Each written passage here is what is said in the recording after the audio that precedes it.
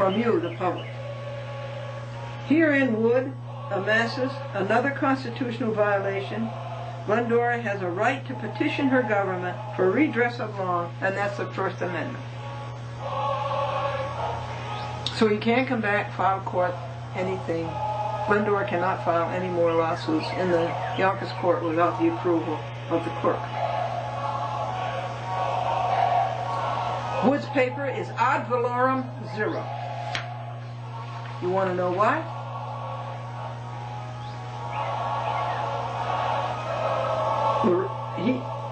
You want to know why? I would never go back to the Yonkers court. It's all an exercise in futility. Who wants to go to the Yonkers court? They lose your money that you sent them. They lose the case that you sent them. They take 7 months to rule on a case that should be ruled on in 2 weeks. They don't know, first of all, that small claims has to have a trial. Finally, Duran 3 corrected his error 5 or 6 months later.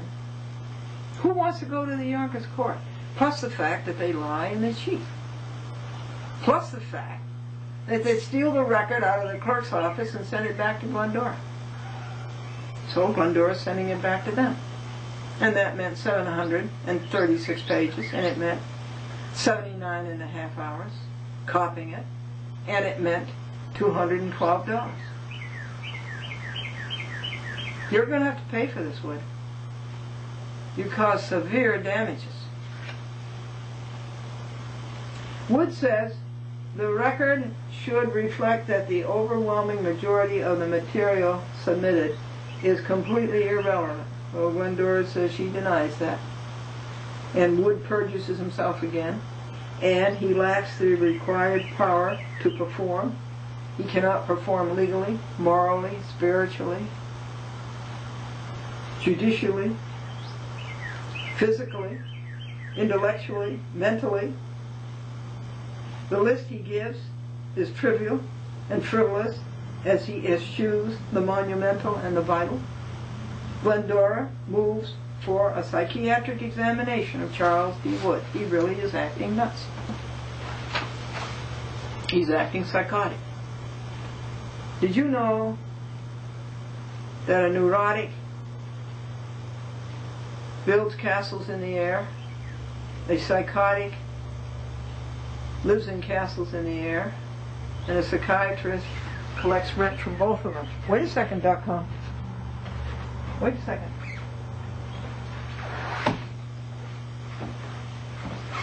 And all this time I'm spending correcting and excoriating Wood, I should be spending with my kitty cats. Glendora moves for a psychiatric examination of Charles D. Wood. Now Wood goes on, consisting of multiple copies of a 60-year-old photo of the plaintiff with Bob Hope inter alia, which we've already listed. Does he mention the ad damnum? No, he does not. Does he mention the evidence by her own hand that Christine Savarino chased away signers? Her letters to them that I just showed you? No, he does not. Wood makes impure by an admixture of foreign and baser substances. His representations are sketchy, shadowy. His disclosures are vague. We have finished Wood's page 3. Now we move on to his addled page 4, his last page, where he says, declaration that if she does not win her case, that she will bypass the appellate term and appellate division and go directly to the Judith K. Court. Well, yes, erstwhile, she has to get this notice of appeal in by Memorial Day, and it went in yesterday. Memorial Day Friday. It's not due until April 30th, and yesterday was the 25th. Think of Memorial Day, how they died in vain. Their country does not have courts, no justice anymore. All these people who fought for their country. And Wood ruins it. Wood and all of his accomplices. Or Glendora may bypass the Judith K. Court, who has so bitterly obstructed justice in all the Sassower cases. And Glendora going to go directly as an original action to the Supreme Court of the United States, since Wood is a constitutional issue. And then he says, the clerk of the court is hereby directed to obtain approval from one of the judges of this court prior to accepting any further small claims filings from the plaintiff. Glendora says, ho ho, ha ha, he he. Who would ever want to file a case in the Yonkers City Court? A mass of corruption and stupidity and error. Who would ever want to go back to the Yonkers City Court? It is totally dysfunctional. The Yonkers Court is inept, inadequate, impotent, incapable, inefficient, insufficient, unskilled, incompetent, of no caliber, of no strength, of no talent, of no facility, faculty, force, proficiency, nor qualification. Did you get the drift? This is page 63. Wood had a God-given opportunity to accelerate the growth and progress of justice in America. But he capitulated to the gangsters, to the mob, the international bankers, whomever. There are so many mobs. But I'm talking about the mob of the Rothschilds, Mossad Freire, Warburg Pincus, Goldman Sachs, Lehman Brothers, David Rockefeller, Trilateral Commission, Council on Foreign Relations, the World Bank, the Federal Reserve System, Greenspan. Alan, how come the green doesn't span what it used to? Wood had a God-given opportunity. A country has no backbone without courts. When courts do not know right from wrong, and when they do not do their job of enforcing the same, then a nation is doomed. The Woods and Hoods of Washington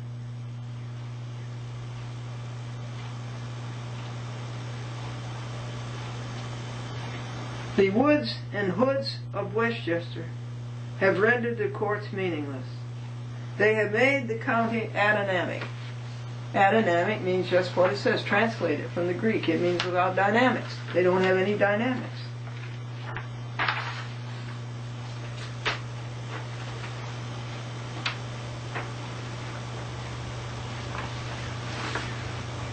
This is what the international bankers want. An America of no backbone and out of the way of their one world dictatorship. Wood really had no choice. He had to do what they told him to do or he's out. And he's only been in there a year. It comes down to good people and bad people, folks. Bad people have taken over the courts and good people have nowhere to go. Wood cannot help it. His parents never taught him right from wrong. There is no need to execute Wood's access of fury. Glendora will never return to the Yonkers City Court. But they are on their way as a defendant in federal court.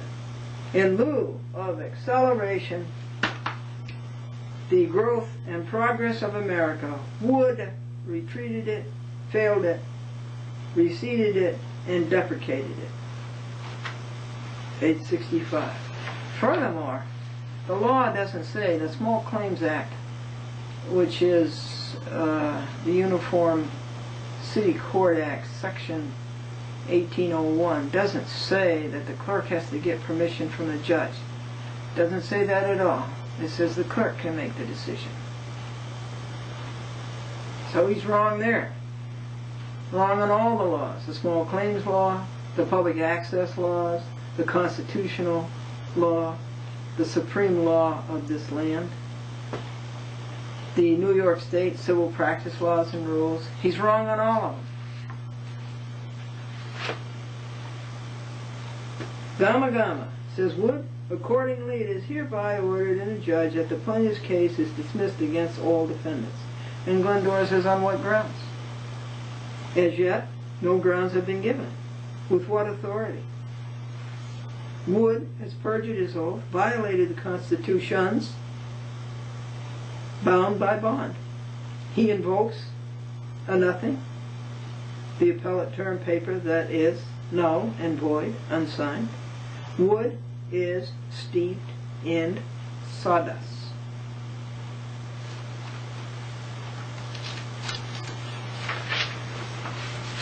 Page 66. Wood has disqualified himself. He has perjured his oath. Step down.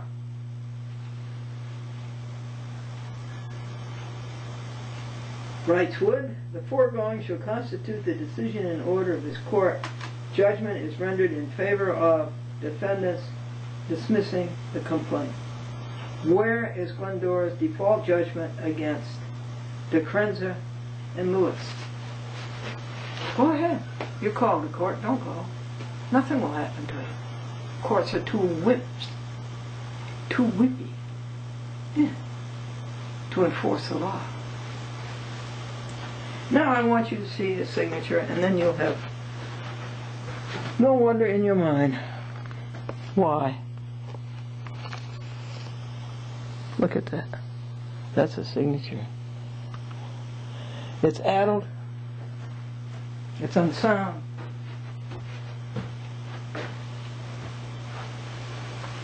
It's muddled.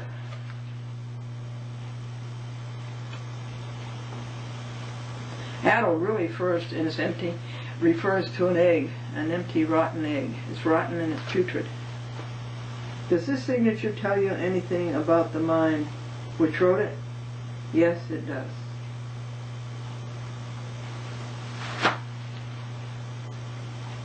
And judgment entered in accordance with the foregoing.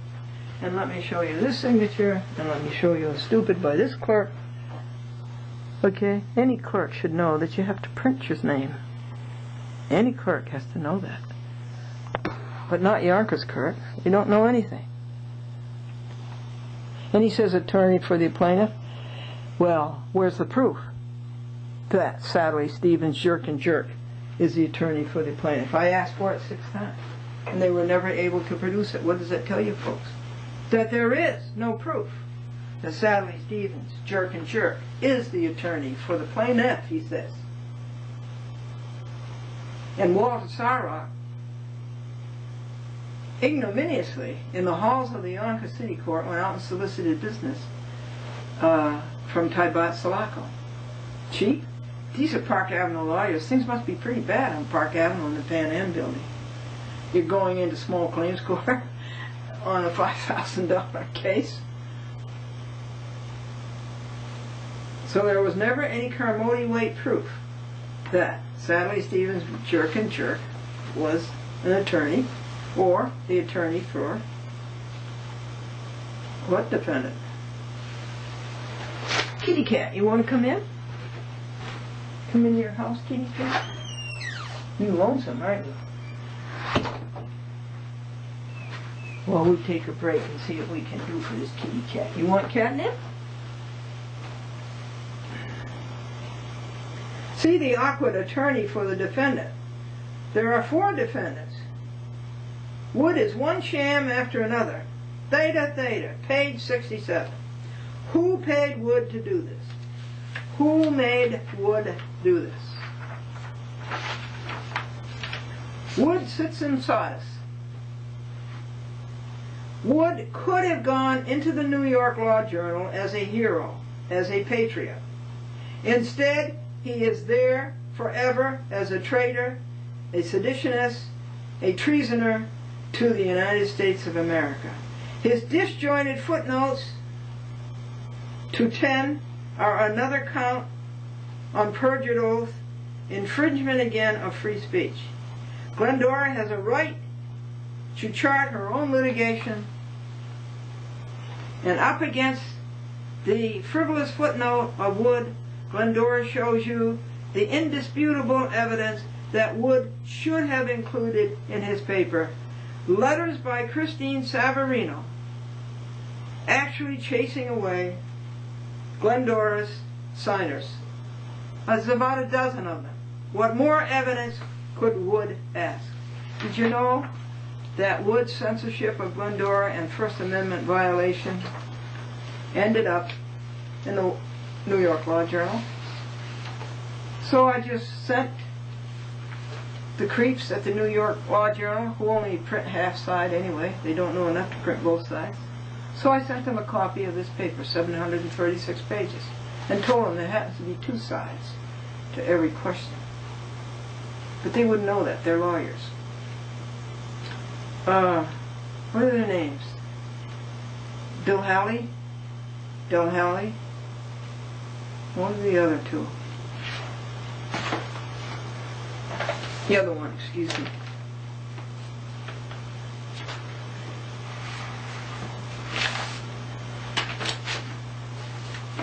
New York Law Journal editor is Chris Fisher, a woman, and George M. Dillahay, D. Donald I. Double L.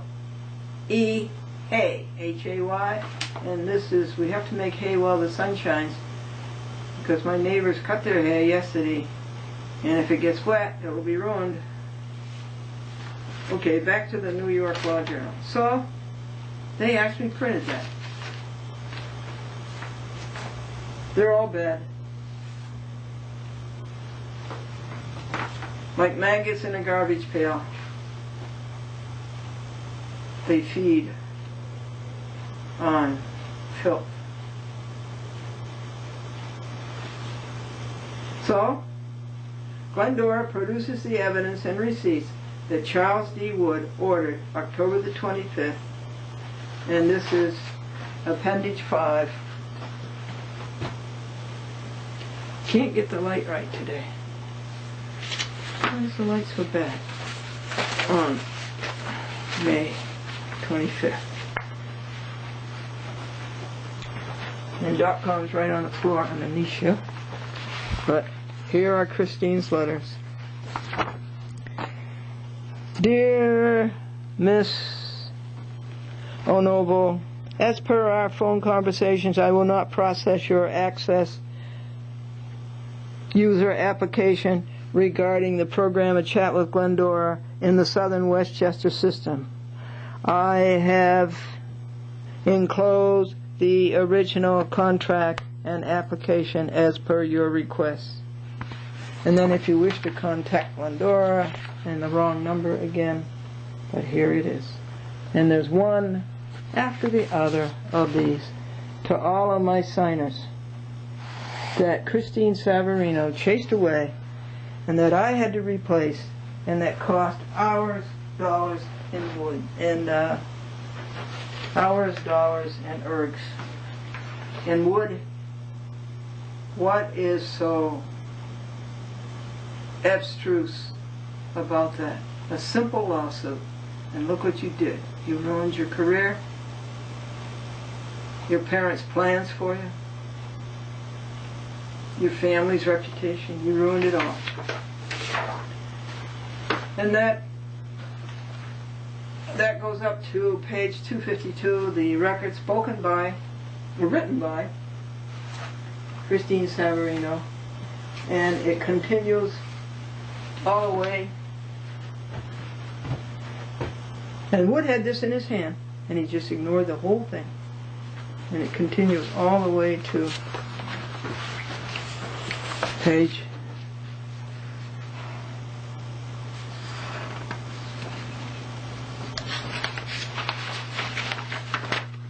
363. And what did Wood do? He not only ignored it, but he sent it back to Glendora so you couldn't see the proof. How are we doing here? Let's take a look.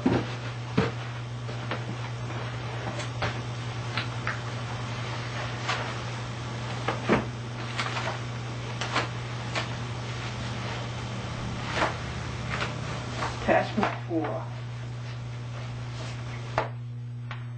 Actually, that's 4, 5, and 6. Attachments 4, 5, and 6. And here's attachments 7, 8, 9, 10, 11. Excuse me. Attachments 7,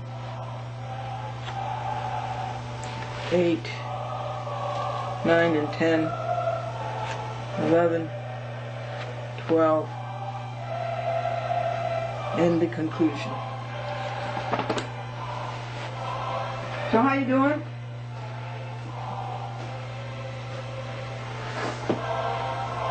We're not going to give up. We're not going to let these crooks get away with it. We're going to snap them back into being Americans, into being patriots. This much of the report is done. This much is done, and this much remains. What do you think it is, about 50-50?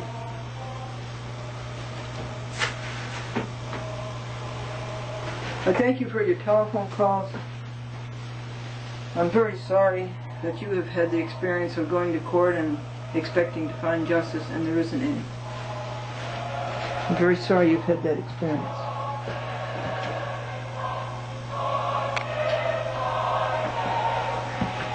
I'm very sorry that you're having the experience of America being ruined before your very eyes. I'm very sorry on Memorial Day that all those youths gave their lives to this country, to have it to be a strong and good country. And now it's a country of no backbone. It's a country that's a wimp.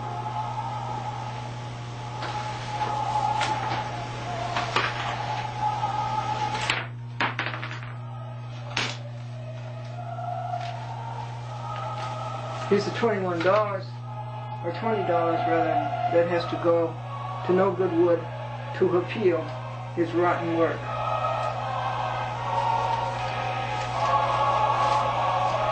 Till success be nobleness. It used to be true. Well, I can't find the jokes. I remember one of them was very good. A man was in the Oval Office and he saw a gold phone, and they said to him, "You can talk to God on that phone." So he calls up God, he talks to God for 3 minutes, and he says, "What do I owe you?" And they said, $300. 2 weeks later, he was transferred to Israel, and he sees the gold phone, he calls up God, he talks to him for 3 minutes, talks to God for 3 minutes, and he says, "What do I owe you?" And they said, $1. He said, "I paid $300 in the Oval Office for the same thing." And they said, "Over here it's the local call." A little girl asked a nun why she wore the same black dress every day, and the nun said, "It's a habit." What happens when ducks fly upside down? They quack up. Do you know why they're not going to publish the Chinese telephone book any longer? There's so many wings and so many wongs, everybody is winging the wrong number. And the IRS wrote to Peter and said, "I'm having a problem with your medical deductions, $30 for the tooth fairy." You hear about the minister who was so religious that even his contact lenses were stained glass? And this minister went to jail, let's start over again. This minister visited the prisons every week and gave lectures to the prisoners. And it was a nice thing he was doing. And he was volunteer. And the prisoners went to the warden and said, "Warden, we object to these lectures. They were not part of our sentences." The man in the restaurant says, "What do you have for ice cream?" And the waitress says, "Vanilla, chocolate, and strawberry." And the man says, well, you sound hoarse. Do you have laryngitis? And she says, no, just vanilla, chocolate, and strawberry. What does a report card teach a parent? You do not have to lift weights to raise a dumbbell. And why was the baby shoe crying? The baby shoe was crying because his mother was a sneak and his daddy was a loafer. Now, did we do our rejoices? Right now, we rejoice for the sunshine and the new leaves and the new grass, such a beautiful green. 3, we rejoice for the flowers. 4, we rejoice that we have public access where we can undo these crooks in the courts. 4, we rejoice that we are standing up for America. 5, we rejoice that we have a Constitution. 6, we rejoice for the Flynns who teach us to stand up for the Constitution. 7, we rejoice for music, which reaches every one of us here inside. 8, we rejoice for the God that reaches everything and everybody here inside. And 9,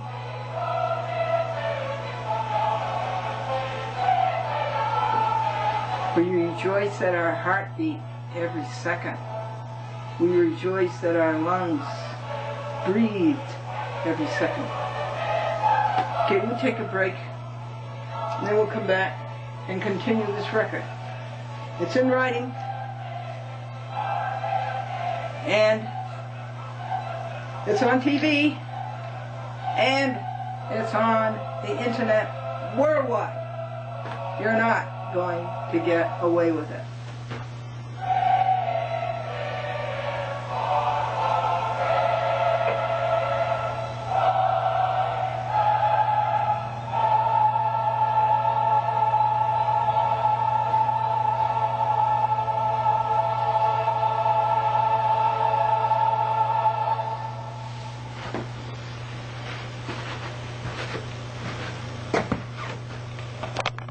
In the Harrison Court, Westchester County, John M. Boach was the evildoer there.